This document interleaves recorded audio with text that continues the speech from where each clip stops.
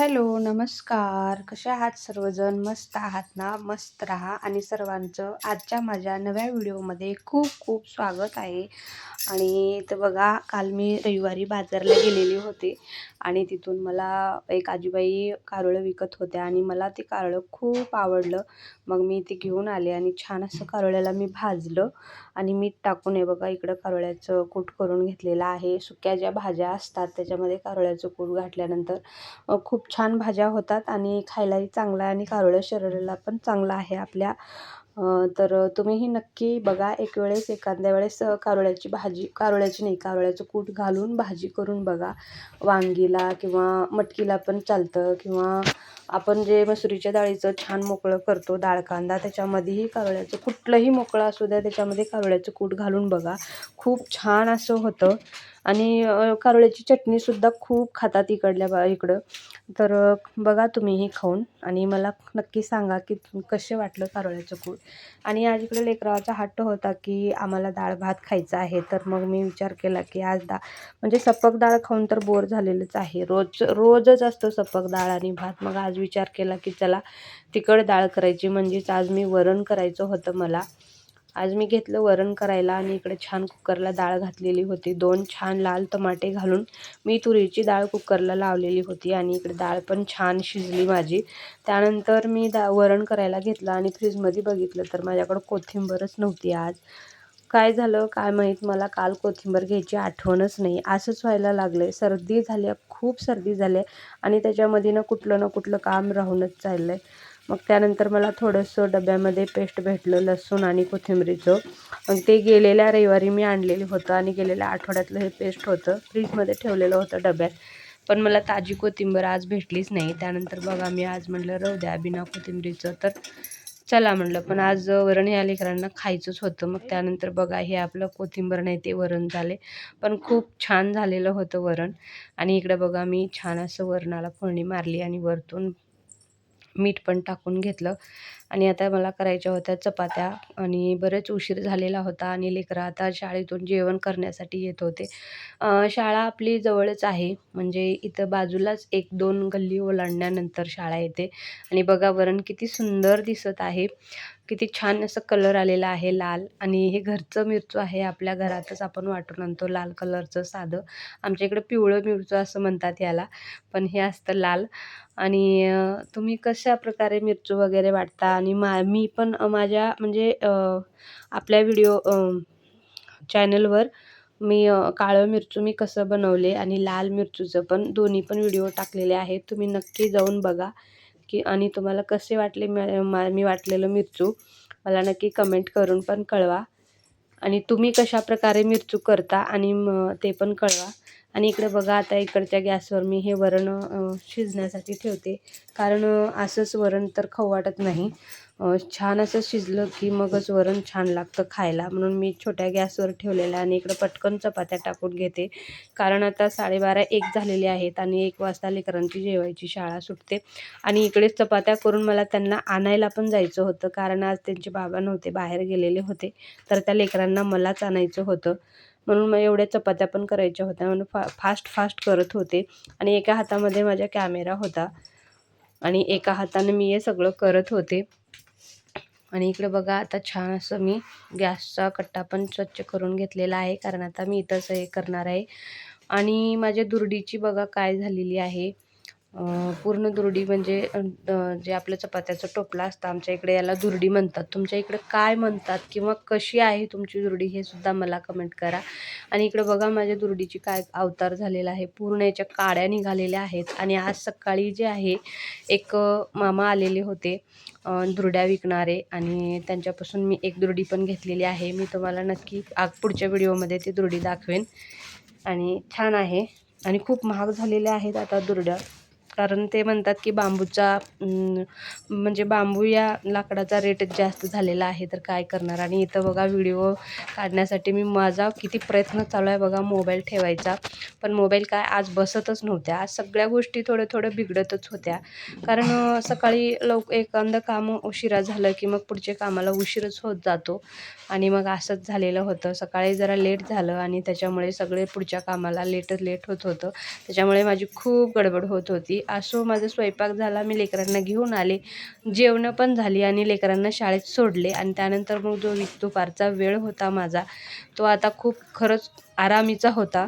पण मला जे स्त्रिया आराम करतील असं कुठं होणारच नाही आहे. काही ना काही त्यांना काम हवंच असतं आणि आज माझं तसंच झालेलं होतं. सगळ्यांच्या घरामध्ये बघा देवांच्यासाठी एखादी जागा किंवा एखादा टेबल, ड्रॉवर्स वगैरे असतात, ज्याच्यामध्ये आपण देवाचे जे काही सामान असतं आपलं किंवा एक्स्ट्राचं सामान असतं, आपण जेव्हा बाहेरून आणतो काही, ते कशात ना कशात आपण स्टोअर करून ठेवतो. कोणाकडे बॉक्सेस असतील, कोणाकडे कसे डबे असतील किंवा कोणाकडे छान असे ड्रॉवर वगैरे केलेले असतील. पण माझ्याकडे काही नाही, माझ्याकडे एक छोटासा टेबल आहे आणि त्या टेबलाच्या वरती मी पूजा करते आणि खालच्या बाजूला जे रिकामे 2 स्टोअर मला मिळालेले आहेत ते पण ते उघडे आहेत, ते काय बंद वगैरे नाही आहेत. व त्याच्यामध्ये मी बराच असा पसारा ठेवते देवांचा, पूजेसाठी जे काही आपल्याला साहित्य लागतं ते सगळा पसारा मी त्याच्यामध्ये ठेवते.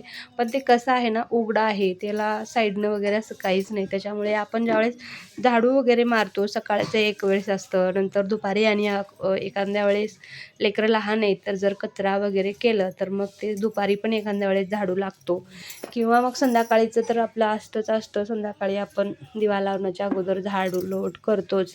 मग त्यावेळेस असं सतत म्हणजे धूळ कचरा वगैरे येऊन ह्याच्यावर खूप गळा बसतो. मग मला हे आठवड्यातून 15 दिवसातून हे सगळं स्वच्छ करावं लागतं. मग मला आता वेळच मिळत नव्हता आणि आज सकाळची कामाची एवढी घाई वगैरे आणि सगळं काही होऊन आज दुपारी काय मला आराम करायची काही इच्छाच नव्हती. आज दिवसभर कामच होतं डोक्यामध्ये, हे करायचं ते करायचं. मग चला म्हटलं हे टेबल स्वच्छ करून घेऊया. मग सगळं पसारा बघा मी सगळा काढून घेत आहे. हे बघा किती सुंदर अशा काय म्हणतात यांना, या सुया.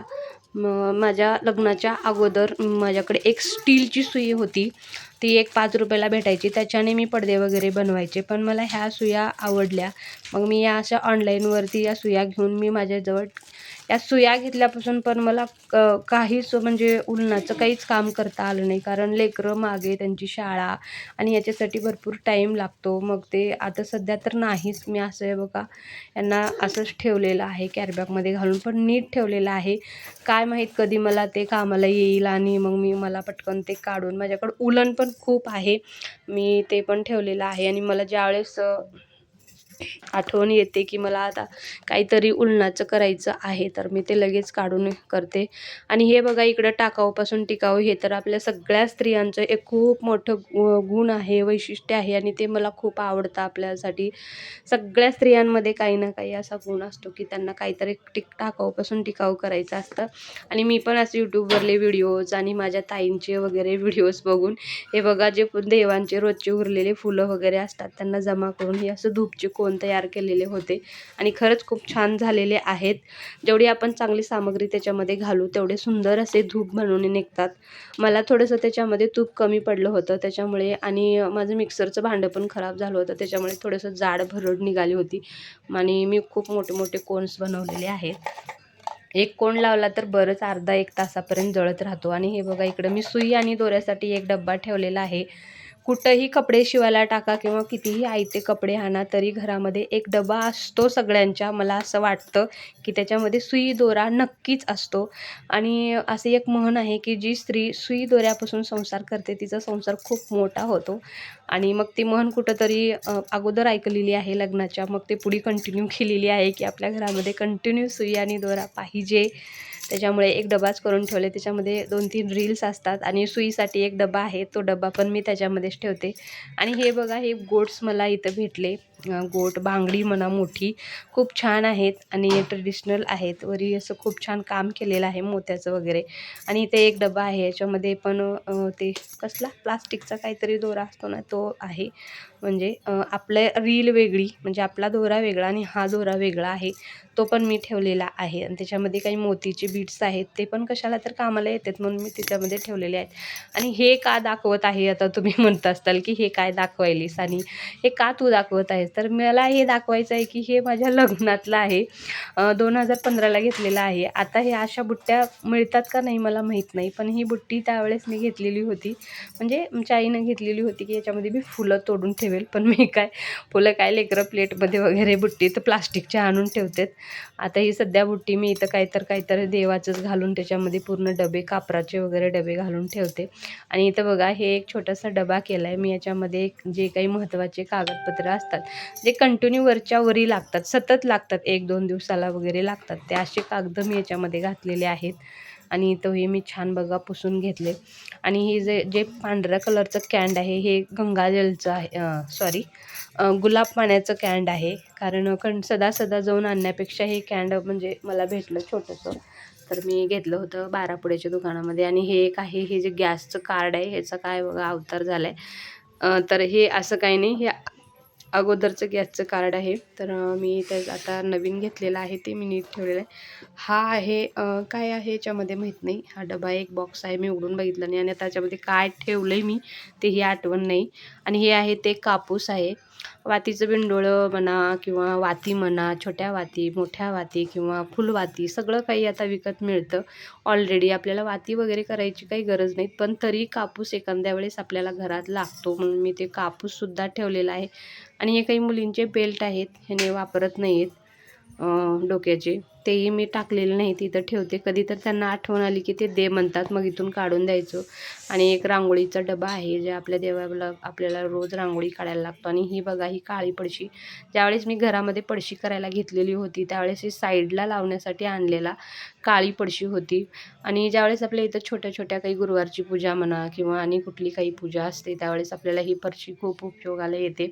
याच्यावर आपण छान अशी सुंदर छोटीशी रांगोळी काढून आपण हिला कुठेही ठेवू शकतो, म्हणजे खाली ठेवा, वरी ठेवा किंवा असं काहीतरी ठेवून त्याच्यावरही पण आपण असं ठेवू शकतो. म्हणजे हे आपल्याला कुठेही ठेवता येते उचलून, एका जाग्यात न ठेवता, त्याच्यासाठी आहे. आणि कधी काय लागेल आपल्याला काही सांगता येत नाही, म्हणून मी ठेवलेलं आहे. आणि एक स्टँड आहे, खूप छान आहे, मी ऑनलाईनच मागवलं होतं. ज्यावेळेस पहिल्यांदा मी व्हिडिओ करायचा विचार केला होता, मग त्याच्या स्टार्टिंगला कुठलं स्टँड घ्यायचं, तर माझ्याकडे तेवढं बजेट नव्हतं. मग मी माझ्या बजेटनुसार हे एक स्टँड घेतलेलं होतं. हे स्टँड वरच्या साईडला खूप सुंदर आहे, पण जिथे खालच्या साईडला इथं जे जॉईंट दिलेलं आहे ना, तिथून थोडंही मोबाईलचा भार जास्ती झाला ना, तर ते स्टँड तिथून असं काय म्हणतात ते भार घेऊ शकत नाही, एकदम वाकडं होतं, आपलं आपण स्लिप व्हायला लागले.